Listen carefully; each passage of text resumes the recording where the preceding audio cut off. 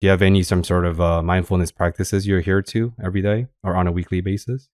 Absolutely not. And I do want to say this is not something that I have figured out or anything. Like, this is a constant thing. This is for the listeners. Like, and if anybody ever says that they figured it out, they've solved this, and they're always mindful, and they just move like with absolute perfection all the time, then I don't know. Maybe they're a charlatan. Like, I don't believe in that. There's no way you can do that. Being a human, having these impulses and desires and emotions, I just find myself to be highly critical of my own way of existing. And that leads to me thinking about what I'm doing and then dissecting it in a way where I'm, again, put the lens of being critical.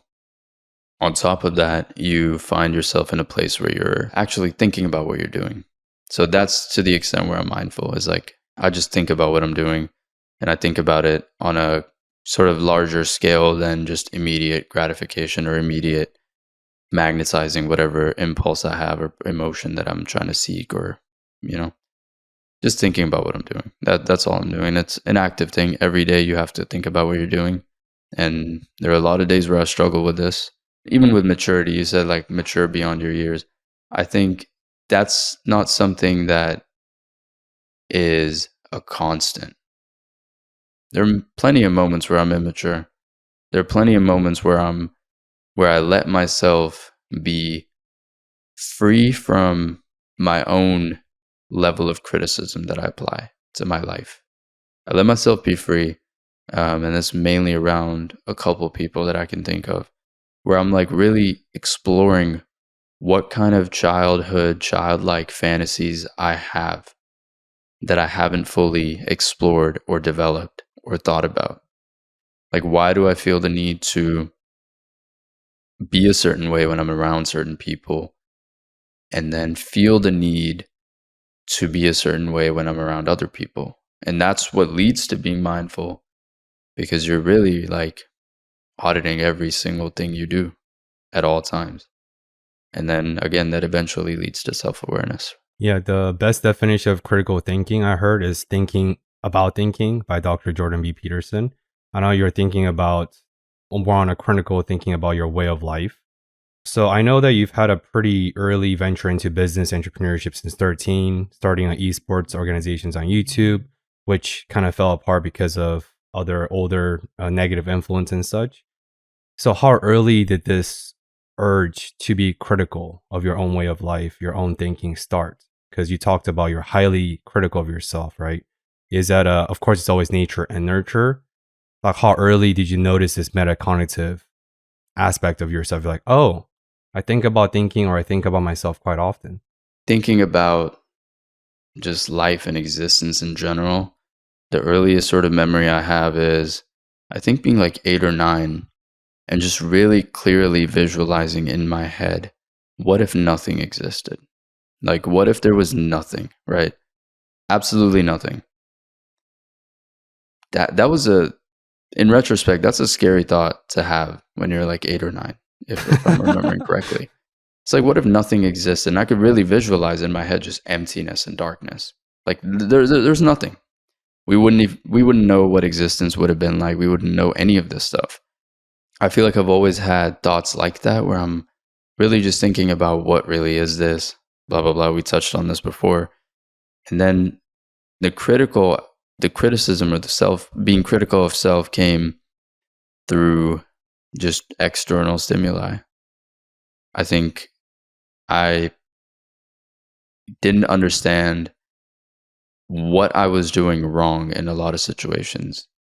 And then I started becoming critical of, wait a minute, let me think about what I'm doing wrong, or let me at least think about what I'm doing. And that led to making better decisions.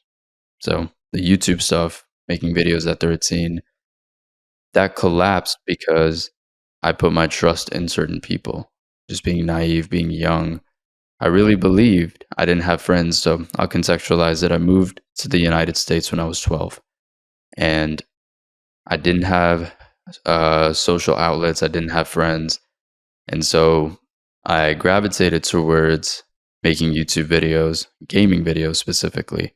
I just loved playing video games, Call of Duty to be specific. I watched a couple of YouTube videos of people doing it, early phase clan videos, and that really inspired me to make my own videos, start my own clan, is what they were called, which has eventually evolved into an esports organization, and it kind of operated in that manner back in the day as well for me, where we had structure and order and things like that. So I was smart enough to do that, but naive enough to let that go, but not bold enough to do something about it when it's gone.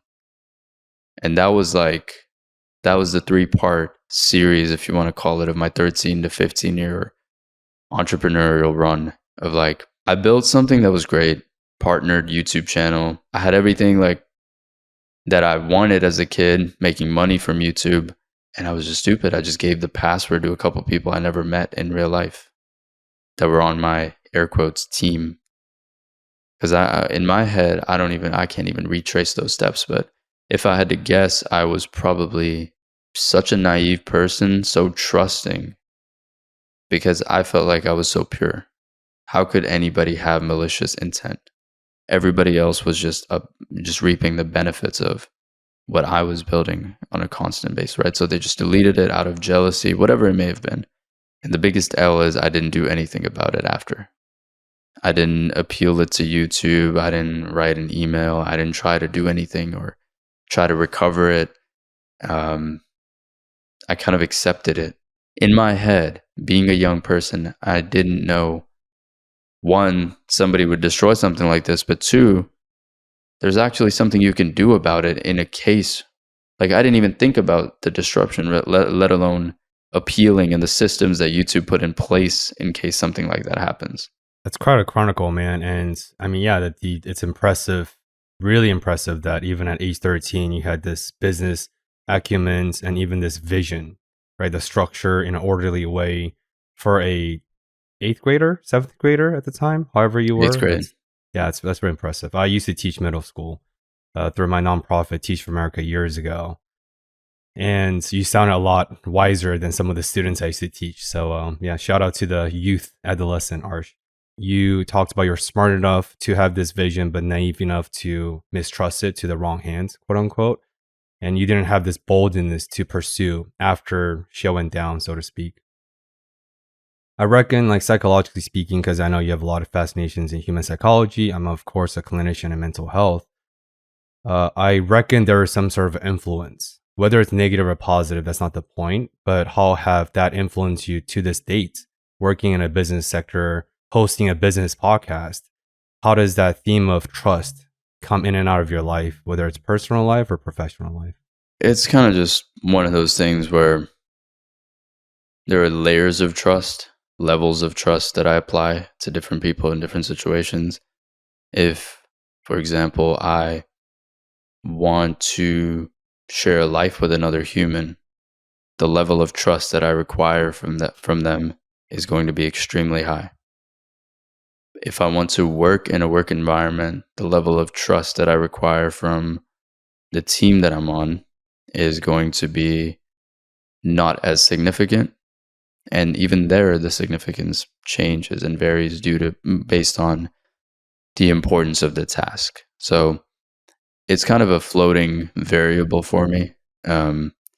But best believe it comes with a lot of scrutiny. Like, it's not easy. Even with my girlfriend at the moment, it takes a lot for me to reach a point where I'm fully trusting. But I feel like by nature, I'm always skeptical of everything. So, but I'm not skeptical to the point where I don't indulge in what you require back from me, right? So like, if I'm just skeptical and somebody keeps showing me that, hey, you can trust me, and I don't give them any validation back, then they're not going to want to do that. They're not going to want to further enhance that. So I know how to give it back, but I also know how to maintain my skepticism. Because people, I mean, we're all getting really, really good at acting. We're all getting really, really, really good at just knowing how to manipulate conversation, knowing how to deceive, knowing how to put on that further refine that mask so you can't really see who I am.